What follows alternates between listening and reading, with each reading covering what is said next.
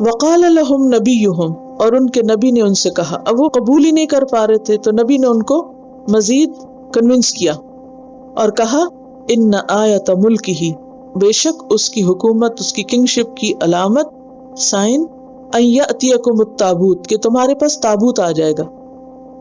اور بعض روایت میں یہ بھی آتا ہے کہ انہوں نے خود مطالبہ کیا تھا کہ ہم نہیں مانتے اس بات کو تمہاری جب تک کہ کوئی نشانی نہ آئے. پہلے بھی کہا تھا نا لن نؤمن لک حتی نری اللہ جہرۃ، وہی بنی اسرائیل کہتے کہ کوئی نشانی ہونی چاہیے. تو نبی نے کہا نشانی یہ ہے کہ تمہارے پاس تمہارا تابوت واپس آ جائے گا.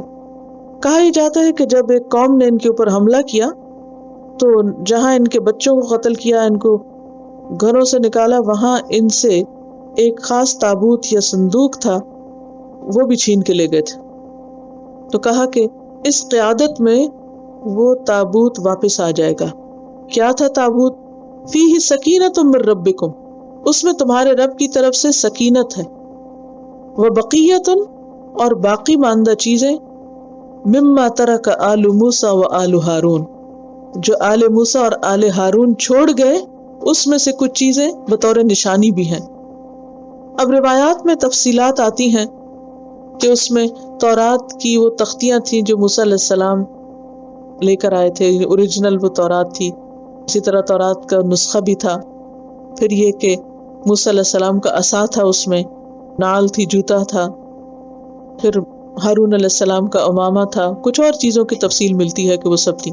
بہرحال یہاں قرآن پاک نے ڈیٹیل تو نہیں بتائی، صرف یہ کہا ہے کہ اس میں تسکین اور کچھ باقی ماندہ چیزیں ہیں، تمہاری ہسٹوریکل کچھ نشانیاں ہیں، اور اسی طرح کے کچھ اور تبرکات تھے. تو وہ ان کا ایک طرح سے قومی سرمایہ تھا، اور آئندہ کی نسلوں کے لیے، موسیٰ علیہ السلام کے بعد کی نسلوں کے لیے اس میں ایک یقین کی کیفیت تھی، ایک اطمینان اور سکون تھا. کیونکہ آپ دیکھیے کہ جس قوم کی کوئی ہسٹری ہوتی ہے یا ایک آثار ہوتے ہیں تو وہ ایک طرح سے نشانیاں ہوتی ہیں اور وہ انسان کی یقین کی کیفیت میں اضافہ کرتی ہیں.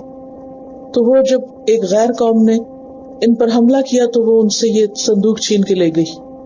تو اس سے انہوں نے ایک بدشگونی بھی لی کہ اللہ ہم سے ناراض ہو گیا ہے اور ہم بہت ہی ذلت و خواری کی پستی میں چلے گئے ہیں. تو ان کو یہ بتایا گیا کہ نشانی یہ ہے کہ طالوت کو اللہ ہی نے مقرر کیا ہے کہ وہ تمہارا جو کھویا وہ صندوق ہے، چھنا ہوا، وہ واپس آ جائے گا، تمہیں دوبارہ مل جائے گا.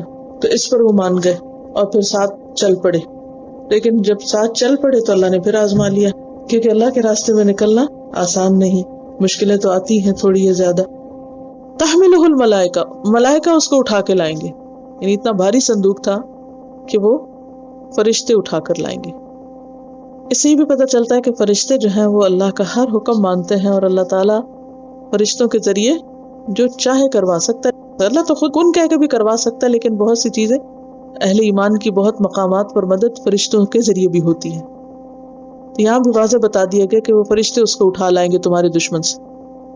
ان فی ذلک لآیہ، بے شک اس میں البتہ نشانی ہے، لکم تمہارے لیے ہے، ان کنتم مومنین، اگر تم ایمان لانے والے ہو. یعنی ایمان ہوگا تو ہی تمہیں نشانیوں کا یقین آئے گا، ورنہ کیا ہوگا؟ ورنہ تو لوگ کہہ دیتے ہیں جادو. بعض اوقات ایسا ہوتا ہے نا کہ اللہ تعالیٰ کوئی نشانی دکھاتا ہے تو جس کو نہیں ماننا ہوتا تو وہ اس کو کیا کہتے ہیں، یہ تمہارا ہیلوسینیشن ہے، یا کوئی اور اسی طرح کی ریزن بتا کے اس کو اس سے دور کر دیا جاتا ہے. اور یہ بھی ایک حقیقت ہے، اللہ تعالیٰ نے ہر نبی کو کوئی نہ کوئی نشانی دی. تو یہاں ان نبی کے لیے نشانی کیا تھی؟ بنی اسرائیل کا وہ متبرک صندوق جو تھا، جو ان سے چھن چکا تھا، اس کے واپس آنے کا وعدہ کیا گیا. اور بعض کہتے ہیں کہ وہ واپس آ گیا، پھر یہ آگے بڑھے. اب یہ پھر راضی ہو گئے کہ چلو ٹھیک ہے، اب ہم اس کو لیڈر مانتے اور اس کی قیادت میں چلتے ہیں.